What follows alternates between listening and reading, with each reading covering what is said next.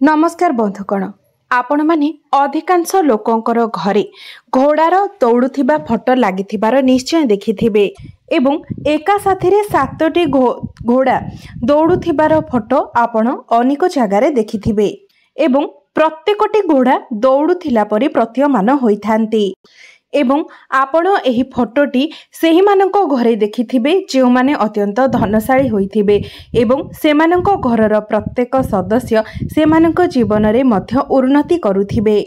तेबे एही 7टी घोड़ा केउ प्रकार रे एमिति केमिति व्यक्ति को धनी करि देई पारंती एवं केउ भूल कारणरू एही 7टी घोड़ा वाला फोटो जणे मनुष्य को गरीब मध्य बनाई देई पारे। तेबे केउपरी घोड़ार फोटो घरे रखिबा शुभ होइथाय? खोला होइथिबा घोड़ा किंबा बंधा होइथिबा घोड़ा? धला रंगर घोड़ार फोटो रखिबा उचित ना पुणी कला रंगर घोड़ार फोटो रखिबा उचित? घोड़ा मानकर मुखर भाव किपरि हेबा उचित? प्रसन्न भाव ना पुणी दुखी होइथिला भली भाव हेबा उचित? एहा सहित घरर केउ दिगरे एही घोड़ार फोटो लगाइबा शुभ होइथाय? एही सबु प्रत्येक विषय मु आज एही वीडियो रे विस्तार रूप में आलोचना करिबा पई जाउछि। तेबे ता पूर्वर वीडियोटी को लाइक करी चैनल टी को सब्सक्राइब करि दियंतु एवं कमेंट बॉक्स रे जय श्री विष्णु जय मां लक्ष्मी निश्चय लिखंतु। बंधु माने वास्तुशास्त्र हेउ किंबा वैदिक शास्त्र हेउ किंबा शिव महापुराण हेउ एही प्रत्येक ग्रंथ रे लेखा जाइछि जे जदि आपण स्वप्न रे दौड़ुथिबा घोड़ार स्वप्न देखंती किंबा घरर बाहरे मध्य आपण जदि दौड़ुथिबा घोड़ा को देखंती किंबा आपण जदि दौड़ुथिबा घोड़ार छवि मध्य निज घरे लगांती तेबे एहाको अत्यंत शुभ बोली माना जायथाय। शिव महापुराण रे एवं अनेक संत माने मध्य एहा वर्णना करिसंती जे घोड़ा गोटिए अत्यंत शुभ प्राणी होइथाय। एही घोड़ा को सूर्य देवंकर सवारी बोली माना जाइथाय। आपण माने देखिथिबे 7टी घोड़ार रथरे सूर्य देव उदय होइथांती एवं सेही रथरे मध्य से अस्त होइथांती। एहा सहित कली जुगरे कल्की भगवान मध्य घोड़ा रे ही अवतरण करिवे। दौड़ुथिबा घोड़ा एमितिरे भी देखिबाको बहुत सुंदर होइथाय। एहा सहित से आमर भाग्य को चमकाइबार कार्य मध्य करिथाय।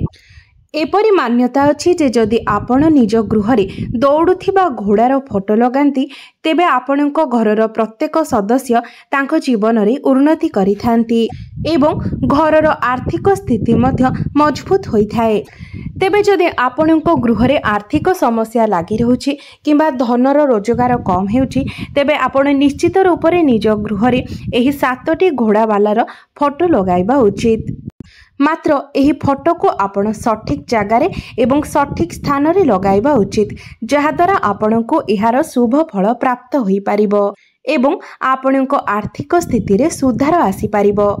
एसबुरे जदि आपण भूल करि दियंती तेबे आपण को एहार शुभ परिणाम बदल रे अशुभ परिणाम भोग करिबा को पड़िथाय।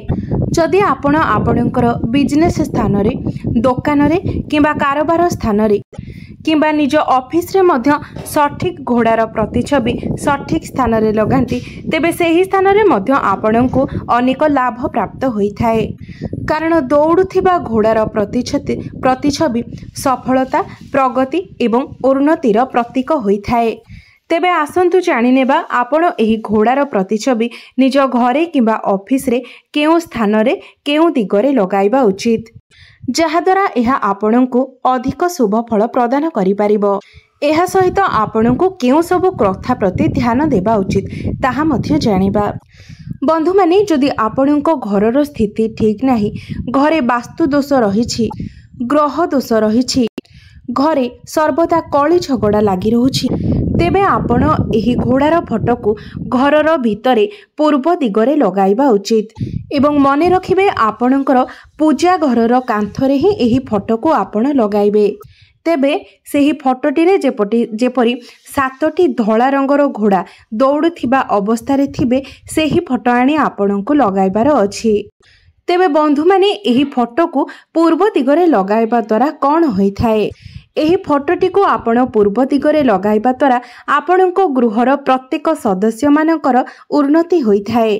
गृहरे जदि कली झगड़ा लगी रहुथाए तेबे कली झगड़ा मध्य दूर हो जाइथाए। परिवारर सदस्य मानक मध्यरे भल पाइबा एवं विश्वासर वृद्धि होइथाए। आपणक मनरे शांति बनी रही थाए एवं मनरे सकारात्मक ऊर्जार मध्य संचार होइथाए एवं समाजरे आपणकर मान सम्मानर मध्य बढ़ी थाए। मने रखिबे आपण एही फोटो को घरर दक्षिण दिगरे केबे भी भूले मध्य लगाइबे नाही। विशेष रूप से आपण एही कथार ध्यान निश्चय रखिबे। एबे जानिबा ऑफिस रे आपण एहाको केउ स्थान रे लगाइबा उचित।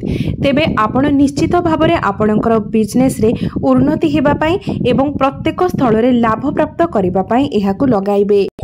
तेबे आपण गोटिए कथार ध्यान रखिबे जे आपण एही फोटो को प्रथमे पूजा करी प्रतिष्ठा करी तापरे आपणकर ऑफिस रो दक्षिण कांथरे लगाइबे।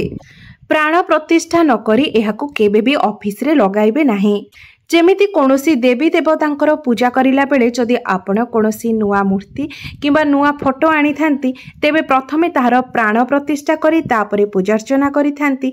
सेमिति जेतेबेले एही फोटो को आपण ऑफिस रे लगाउछंती तेबे लगाइबा पूर्वरु आपण को एही फोटो को पूजा करी प्राण प्रतिष्ठा करिवार अछि। तापरे आपण एही फोटो को निज ऑफिस भितरे दक्षिण कांथरे लगाइबार अछि। तेबे आपण केउ सब भूल न करिबा उचित से विषय जानिबा मध्य गुरुत्वपूर्ण अटे। कारण एही भूल गुड़िक जोगु ही एही घोड़ा आपणको सूट करि न थाए। आपणकर घर किंबा ऑफिस रो उन्नति हेबा बदल रे आपणकर खर्च बढ़ी जाई थाए एवं आपणकर पतन मध्य घटी थाए। प्रथम कथा हेउछि जेतेबेले आपण 7टी घोड़ार फोटो निज घर को आणुछंती सेतेबेले प्रथमे आपण सेही फोटोर पूजार्चना करी प्राण प्रतिष्ठा करी तापरे ही घरे किंबा ऑफिस रे लगांतु। तेबे जाई एहा आपणको 100% लाभ प्रदान करि थाए। जदि आपण बजाररू एहाकु नै आसंती एवं सीधा सड़क नै कांथरे टांगी दियंती तेबे एहा आपणको सेतिकी फायदा देई पारि न थाए। मात्र जदि आपण पूजा पाठ करी प्राण प्रतिष्ठा करी तापरे कांथरे लगांती तेबे एहा अति शीघ्र आपणको लाभ प्रदान करि थाए। तेबे आपणको 7टी घोड़ा दौड़ुथिबार फोटो नेबार अछि एवं 7टी जाक घोड़ा जेपरि स्पष्ट रूप रे देखा जाउथिबे सेही भली फोटो ही आपणको नेबार अछि। तेबे आपणको एही कथार विशेष ध्यान रखिबार अछि जेमिति घोड़ा गुड़िक परस्पर सहित बंधा न होइथिबा उचित। सेमानंकठारे जेमिति कोनोसी रस्सी बंधा न होइथिबा उचित एवं एपरी घोड़ार फोटो आनिबार अछि जेमिति प्रत्येकटी घोड़ार मुख प्रसन्न भाबरे रहिथिबो एवं प्रत्येक घोड़ा जेपरी भल भाबरे दौड़ुथिबे सेही भली फोटो ही आपणको आनिबार अछि एवं घोड़ा मानकर मुंड जेपरी ऊपर को उठी रहिथिबो सेथि प्रति मध्य ध्यान देबे एवं फोटोरे जो फ्रेम लागि थिबो ध्यान देबे जे सेही फ्रेम जेमिति भंगा किंबा फटा न होइथिबो एवं घोड़ार रंग संपूर्ण रूपे धला एवं चमकदार होइथिबा आवश्यक। एही कथा गुड़िकर आपणको विशेष रूप से ध्यान देबार अछि एवं आउ गोटे कथा भल भाबरे मने रखिबे जे जेतेबेले आपण एही फोटो को निजर घरे किंबा ऑफिस रे टांगुछंती सेतेबेले मन मध्यरे संपूर्ण रूप से विश्वास एवं भक्ति रखी भगवान को निजर मनस्कामना जणाई एही फोटोटी लगाइबे। आपण मनरे एपरी 100% विश्वास रखिबा उचित जे एही घोड़ा आमको निश्चय भाबरे 100% शुभ फल प्रदान करिबो। एही घोड़ार फोटो को लगाइबा परे आमर निश्चित भाबरे उन्नति एवं प्रगति हेबो एवं आमर आर्थिक स्थिति मध्य सुदृढ़ हेबो। आपण माने जानिथिबे प्राचीन काल रे घोड़ा को पूजा पाठ एवं यज्ञ रे मध्य शामिल करा जाउथिला। आपण माने तो अश्वमेध यज्ञ विषय निश्चय भाबरे जानिथिबे। तेबे बंधु माने मोर एही भिडियोटी जदि आपण माननको भल लागि थाए आपण माननको लागु थाए जे एहा आपणकर कोनोसी कार्य रे निश्चित भाबरे आसीबो तेबे भिडियोटी को लाइक करी चैनल टी को सब्सक्राइब करि देबे एवं कमेंट बॉक्स रे जय श्री विष्णु जय मां लक्ष्मी निश्चय लिखिबे।